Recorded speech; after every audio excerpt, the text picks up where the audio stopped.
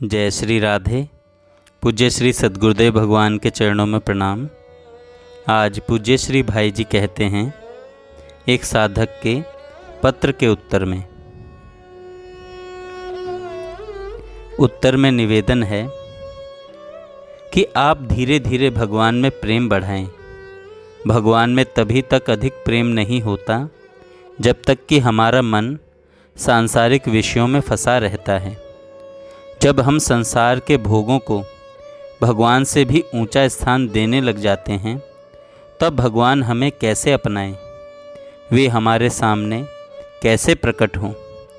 अतः पहले भगवान के महत्व को समझना और उस पर मनन करना चाहिए। संसार के सभी पदार्थ नाशवान तथा मलिन हैं। भगवान ही परम सुंदर, नित्य अविनाशी, परम प्रेमी तथा अत्यंत दयालु हैं।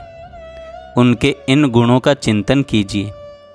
जब मन यह अच्छी तरह समझ लेगा कि संसार के विषय अत्यंत घृणित हैं और भगवान ही सबसे श्रेष्ठ हैं, तो वह निश्चय ही भगवान की ओर अग्रसर होगा। इसके लिए आप भगवान के नामों का जप करें, भगवान के गुणों की चर्चा करें, उनकी लीलाओं की कथा वार्ता पढ़ें और सुनें। इससे भगवान का महत्व समझ में आएगा और प्रेम भी बढ़ेगा। भगवान बड़े दयालु हैं, उनकी दया सब पर बरसती रहती है। वे सबको अपनाने के लिए सदा तैयार रहते हैं। कोई उनकी ओर एक पग भी चले तो वे 100 पग आगे बढ़कर मिलने आते हैं। अतः आपको भगवान पर कभी संदेह नहीं करना चाहिए। वे आपको अपना सब कुछ बना लेंगे। आप उनके हो तो जाइए, अपने को उनकी शरण में डाल दीजिए और रो रो कर प्रार्थना कीजिए, भगवान मैं जैसा भी हूँ आपका हूँ, मेरे सारे पाप ताप हर लीजिए और अपना पावन प्रेम प्रदान कर मुझे कृतार्थ कीजिए। इस प्रकार आर्त भाव से पुकारते रहने से कभी न कभी आपकी सुनवाई भी अवश्य होगी। आपको हिम्मत नहीं हारनी चाहिए। आप भगवान से नाता जोड़िए, वे स्वयं ही अपनी ओर आपको खींचेंगे। अंतःकरण की शुद्धि का उपाय आपने पूछा। आपने कहा कि अंतःकरण शुद्ध होने का सुगम उपाय क्या है। इसके लिए सबसे सुगम उपाय है भगवान के नामों का निरंतर जप। अंतःकरण अशुद्ध होता है पाप वासनाओं से, आसक्ति, ममता, अहमता आदि दोषों से। ये सब अंतःकरण के मैल हैं। भगवान नाम के पावन जल से ही यह मैल धुल पाती है। भगवान सूर्य जिस प्रकार रात के अंधकार को नष्ट कर देते हैं, उसी प्रकार भगवान का नाम दोष, दुख और दुराशा का दलन कर डालता है। तुलसीदास जी कहते हैं, नाम सकल कलि कलुष नसावन, नाम लेत भव सिंधु सुखाही, जन्म जन्म अमित नाम किए पावन। आपने फिर पूछा कि भगवान को कैसे पुकारें। भगवान के विरह में रोना स्वभावतः होना चाहिए। रोना और हंसना सीखना नहीं पड़ता। अत्यंत प्रिय के विछोह का अनुभव प्राणों को बरबस रुला देता है। अभी तो हमने संसार के सगे संबंधियों को ही प्रिय मान रखा है।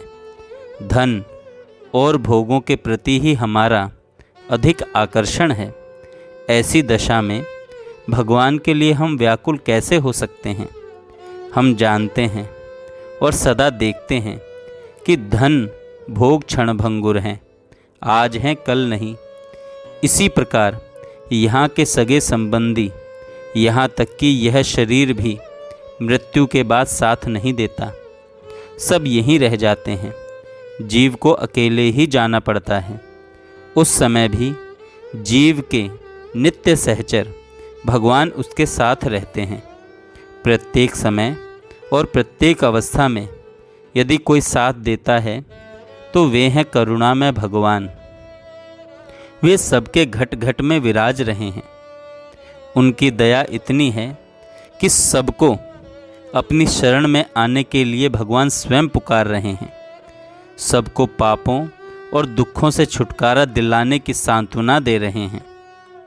सर्वधर्मान परित्यज्य मामेकम शरणं व्रज, सर्वधर्मान परित्यज्य मामेकम शरणं व्रज, अहम त्वा सर्व पापेभ्यो मोक्षयिष्यामि मा शुचय। एक हम हैं जो भगवान को पुकारना, उनके लिए रोना तो दूर रहा, उनके प्रिय आह्वान तक को नहीं सुनते या सुनकर भी अनसुना कर देते हैं। जो हमारे आत्मा के भी आत्मा हैं, प्राणों के भी प्राण हैं, जिनसे बढ़कर कोई प्रियतम नहीं है, वे हमसे दूर नहीं हैं। हम उन्हें प्राण में भी निहार न सकें, अपने प्रेमाश्रुओं से उनके चरणों को पखार न सकें, यह कितने दुख की बात है। उन्होंने गोपियों को भी विरह दिया था, इसीलिए कि मुझ में उनका निरंतर प्रेम बढ़ता रहे। हमें भी यह विरह इसलिए मिला है कि हम प्रभु से मिलने के लिए रोएं, तड़पें, अश्रुओं के मोतीहार से उनकी सादर अर्चना करें और पुकार कर कहें, हे हरि, आपसे बढ़कर कोई परम दयालु नहीं है और मुझसे बढ़कर कोई शोचनीय नहीं है। हे यदुनाथ, ऐसा समझकर मुझ पामर के लिए जो उचित है वही कीजिए। हे भगवान, आषाढ़ मास के दिन की भांति मेरे पाप बढ़ते चले जाते हैं। शरद ऋतु की नदी के जल की तरह शारीरिक शक्ति क्षीण होती जा रही है। दुष्टों द्वारा किए हुए अपमान के समान दुख मेरे लिए दुस्सह हो गए हैं। हाय, मैं सब तरह से असमर्थ हूँ, अशरण हूँ। दया में मुझ पर कृपा कीजिए। हे दया में मुझ पर कृपा कीजिए। हे नाथ, मुझ पर कृपा कीजिए। जय श्री राधे।